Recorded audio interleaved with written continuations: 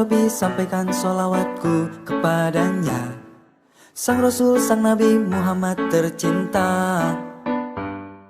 Semoga selalu terlimpahkan, selalu tercurahkan rahmat serta salam kepada junjungan. Dialah Sang Al-Amin, terpercaya, jujur, adil, dan bijaksana, Sang pemberi syafaat, jalan syurga. Assalamualaikum warahmatullahi wabarakatuh. Waalaikumsalam warahmatullahi wabarakatuh. Bismillahirrahmanirrahim. Hamdan wa syukran lillah, salatan wa salaman ala rasulillah, la hawla wa la quwwata illa billah. Amma ba'di. Segala puji bagi Allah, Tuhan semesta alam. Salawat dan salam mari kita curahkan kepada seorang tokoh revolusioner yang merupakan the first and the best man. Beliau adalah seorang pemimpin yang tak bergaji, seorang direktur tanpa berdasi, seorang pejabat tanpa remunerasi, seorang guru tanpa sertifikasi, seorang rasul yang selalu rendah hati. Beliau adalah kekasih Allah yang berpangkat Rasulullah dan bertitel Habibullah. Tak lain dan tak bukan, beliau adalah Muhammad sallallahu alaihi wasallam. Dewan juri yang terhormat, hadirin wal hadirat rahimakumullah. Dalam kesempatan ini saya akan berpidato dengan tema Islam dan modernisasi. Hari demi hari, bulan demi bulan, tahun demi tahun, terus bergulir tiada henti. Perkembangan pengetahuan melejit, teknologi semakin canggih, manusia semakin dimanjakan. Informasi yang kita butuhkan cukup 2 menit, klik, langsung Mbah Google mengeluarkan informasinya. Luar biasa modern. Modernisasi adalah keniscayaan yang harus kita hadapi. Tentu kita sebagai umat Islam tidak boleh merem. Namun sebaliknya, kemajuan teknologi di zaman sekarang ini kita harus melek, kuasai, pahami, dan taklukkan oleh kita sebagai orang Islam. Insya Allah, Islam menjadi agama yang paling tinggi. Al-Islam ya'lu wa la yu'la alaih. Islam yang paling tinggi, tidak ada satupun yang tidak ada yang menandinginya. Bila umat Islam itu sendiri bisa mensikapi zaman modern ini. Hadirin wal hadirat rahimakumullah.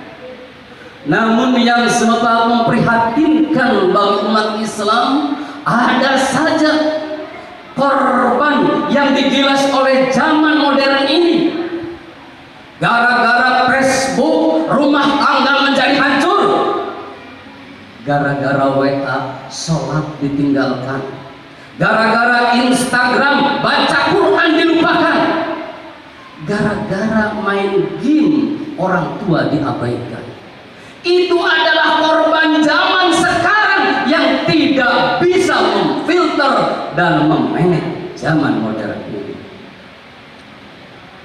Bagaimana cara mensikapi kita sebagai umat Islam terhadap kemajuan zaman yang pasti akan dihadapi oleh kita, agar tidak menjadi korban Sebenarnya Allah dari dulu sudah memberitahu kepada kita sebagai umat Islam di dalam surat Al-Asr ayat 1 sampai 3. A'udzu billahi minasyaitonir rajim. Bismillahirrahmanirrahim. Wal 'asr. Innal insana lafi khusr illa alladziina amanu wa 'amilus shalihati wa innal insana lafi khusr. Kecuali ini yang akan menyelamatkan kita dalam menghadapi jalan. Yang pertama, orang Islam yang memiliki iman yang kokoh. Illal ladzina amanu. Kecuali orang yang beriman. Tasdiqu bil qalbi wa iqrar bil lisan wal a'mal bil arkan. Orang Islam yang memiliki iman yang kokoh berhadapan dengan apapun, zaman kapanpun, godaan apapun, dia tetap akan selamat ada di garis-garis Islam. Tentu kita harus meresap ke dalam hati sampai ke tulang sumsum, tanamkan iman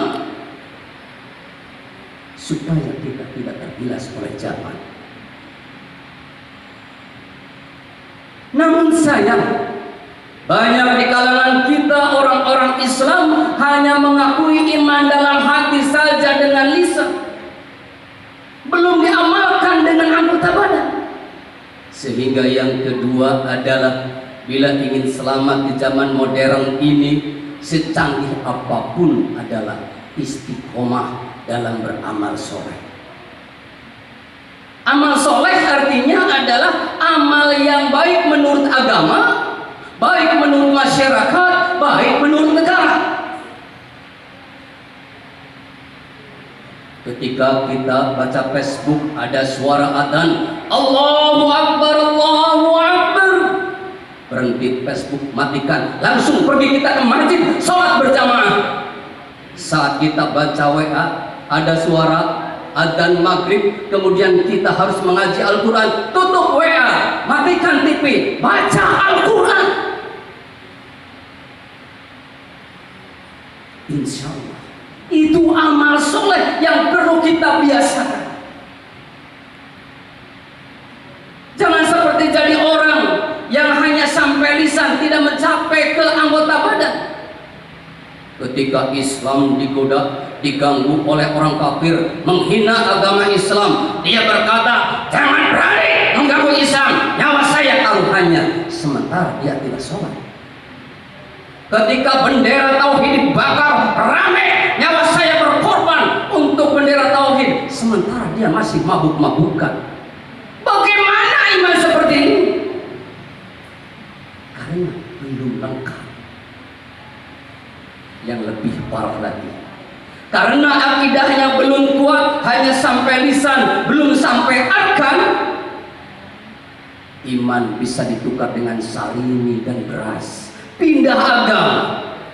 Dan sebentar lagi kita mau pemilihan, karena iman belum kuat, kita sudah yakin bahwa satu yang saya pilih yang paling benar menurut Islam. Namun gara-gara diberi uang 20.000 di pagi hari sebelum berangkat, dia berpindah pilihannya. Payah orang beriman seperti itu. Dan yang ketiga, wa tawassaw bil haqq wa tawassaw bis sabr.